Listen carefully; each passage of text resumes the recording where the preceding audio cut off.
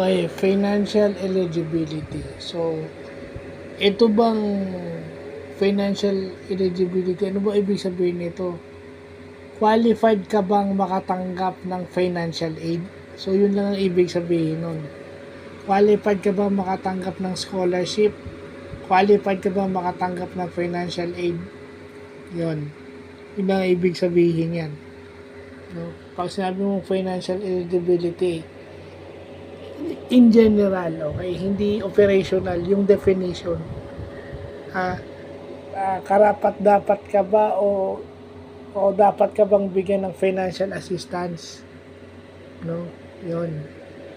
Karapat dapat ka bang tumanggap ng ayuda? So, yun ang ibig sabihin ng financial eligibility.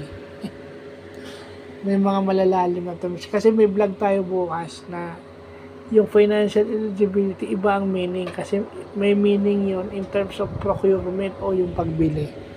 Sa iba naman ang ibig sabihin nun. Yun yung operational definition. Pero pag conceptual definition ng conceptual definition, ibig sabihin yung talagang definition niya, yung pinaka-definition niya talaga, yun, na natin. So, pag lumalabas yung financial eligibility, obviously, kaya ka bibigyan ng stub kasi qualified ka. Ibig sabihin, nasubmit mo o meron ka lahat ng requirements para ka maging eligible for financial aid. So, yun lang po.